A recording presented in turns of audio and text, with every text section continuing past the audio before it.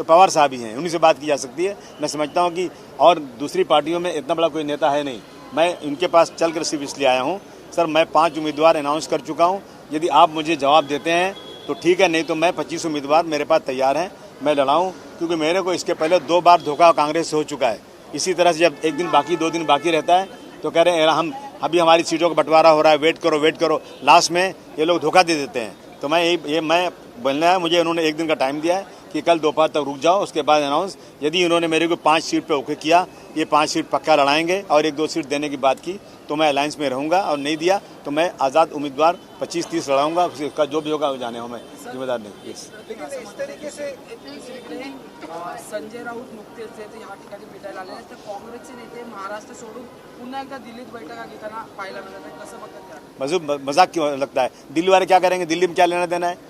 जो जिसको अध्यक्ष बनाया है दिल्ली वालों ने, उसकी बात सुनना चाहिए, यहाँ के लोगों की बात सुनना चाहिए। बार बार दिल्ली भाग के जाना, उनसे पूछना, मैं समझता हूँ बिल्कुल गलत है। मैं अध्यक्ष हूँ समाजवादी पार्टी का, मुझे मेरे पास एबी फॉर्म रखा हुआ है, मैं जिसको चाहूँ एबी फॉर्म दूँ, जिसको चाहे नहीं दूँ, तो ये अधिकार प्रदेश का होना चाहिए। और इसीलिए कांग्रेस हारती है और कांग्रेस बढ़ती नहीं है। मुझे बोलने दीजिए, क्योंकि ये गलती है इन लोगों की। बार बार यहाँ बात करना, दिल्ली जाना, वहाँ से कंफर्म करना, फिर आना, फिर जाना, फिर आना, व्हाट इज दिस? सर, आपकी पार्टी मुंबई में कौन-कौन सी सीट पे आती है, कौन-कौन सी सीट आप मांग रहे हो?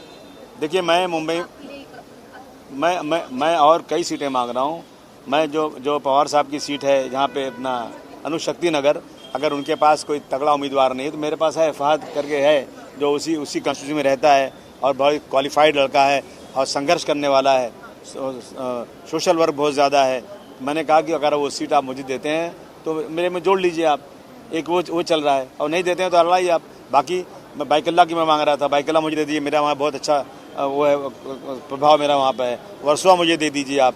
इन सीटों पर मैंने उनसे बात किया है, लेकिन अभी तक तो हमारी मीटिंग ही नहीं, हम बात क्या करें, कुछ नहीं हुई है अभी तक। चर्चा हुई, पवार साहब ने कहा कि ये कांग्रेस के लोग हैं, बार बार दिल्ली भाग के जाते हैं, कहाँ जाते हैं, वह आज रात तक हो जाएगा, कल सुबह हम आएंगे, आपको फाइनल जवाब दे देंगे। सर, अनुशक्ती नगरच्या चर्चेवरून असंही कळतंय की जर फहाद अहमदला ती जागा हवी असल्यास त्यांनी तुतारी हातात घ्यावी, तुम्हाला वाटतंय का? मुझे कोई एतराज़ नहीं। अगर पवार साहब जो बोलेंगे मान जाऊँगा मैं। पवार साहब को मैं इज्जत करता हूँ, रिस्पेक्ट करता हूँ। अगर पवार साहब बड़े नेता हैं, अगर वो कहेंगे भाई मुझे दे दो फहाद को, मैं तुतारी इसको दे दूँगा, तो मुझे कोई एतराज़ नहीं, मैं दे दूँगा। मतलब सर, जो 25 सीटें आप कह रहे हैं उनमें अगर कोई उम्मीदवार किसी अन्य सिंबल पर भी लड़ने के लिए अगर ये राजी तो आप मान जाएंगे? नहीं, केवल फहाद? 25 तो मैं अपने सिंबल पर लड़ूंगा। उसके अलावा फहाद को आप दे सकते भाई हाँ, फहाद को दे सकता हूँ कि वो मेरी सीट नहीं है, वो सीट उनकी है, और उस सीट पे उनको कुछ माइनॉरिटी का लड़ाना है। माइनॉरिटी की सीटें वो कम, एक ही और लड़ा रहे हैं, तो उनका ये दुख देख करके कि उनके पास माइनॉरिटी का उम्मीदवार नहीं है, तो मैं मेरा उम्मीदवार उनको दे सकता हूँ। क्या हम ये बात मान सकते हैं कि अगर पवार साहब आ जाते हैं तो फहाद राष्ट्रवादी शरद पवार ग्रुप के हिस्सा बनेंगे? यस, अगर पवार साहब कहेंगे तो मैं मान जाऊँगा।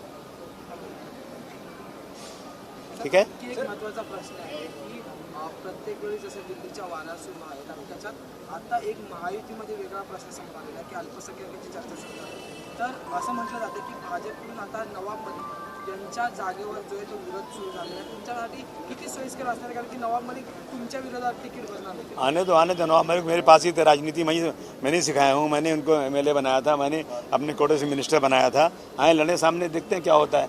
लेकिन माइनॉरिटी के लोग और इस देश में वो लोग जो डॉक्टर भीमराव अंबेडकर साहब के अनुयायी हैं, जो गांधी जी को मानते हैं, वो लोग कभी ज़िंदगी में बीजेपी को वोट नहीं देंगे। चाहे कितना चेहरा भी बदल कर आ जाओ, किसी का नाम भी लेकर आ जाओ, लेकिन माइनॉरिटी 1% भी वोट नहीं देगी बीजेपी को। सर, 85 का फॉर्मूला तय हुआ था, लेकिन अब अलग अलग बयान सामने आ रहे हैं। वडेट्टीवार कहते हैं हम 104 पे लड़ेंगे, वहाँ ही संजय राउत भी कहते हैं हम सेंचुरी मारेंगे। ऐसे में समाजवादी पार्टी और जो स्मॉलर पार्टी है जिसको जगह देनी चाहिए थी, आपका पेज तो वैसे का वैसे फंसा हुआ है। मेरा कोई पेज नहीं फंसा है। मैं कोई बेगिंग करने वाला नहीं हूँ, भीख मांगने वाला इंसान नहीं हूँ। मैं आज़ाद इंसान हूँ, आज़ाद पंछी हूँ। मैं कल तक अगर मेरी सीटों का नहीं हुआ तो मेरे पास उम्मीदवार तैयार हैं। मैं अब सब आदमी को रखा हूँ, एबी फॉर्म दूंगा, फटाफट ट्रेन से भेजूंगा, सबको दे दूंगा, 25-30 फॉर्म भरा दूंगा। क्या करूँगा?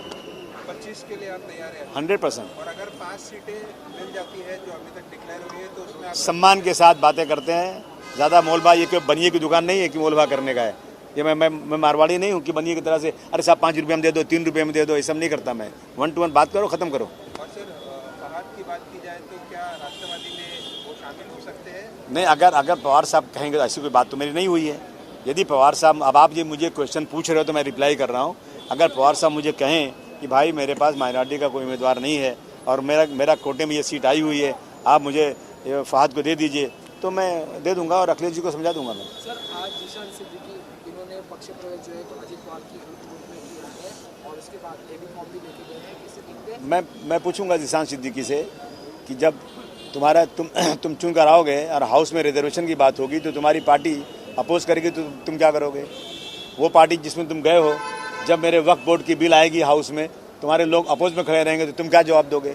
ये जवाब जनता मांगेगी वोट देने के पहले। सर एक बयान दिया है नाना पटोले ने, उन्होंने समर्थन किया है जो राहुल गांधी ने किया था, बोला था कि आरक्षण खत्म होना चाहिए, उसी के समर्थन में आज फिर एक बार नाना पटोले ने बयान दिया है।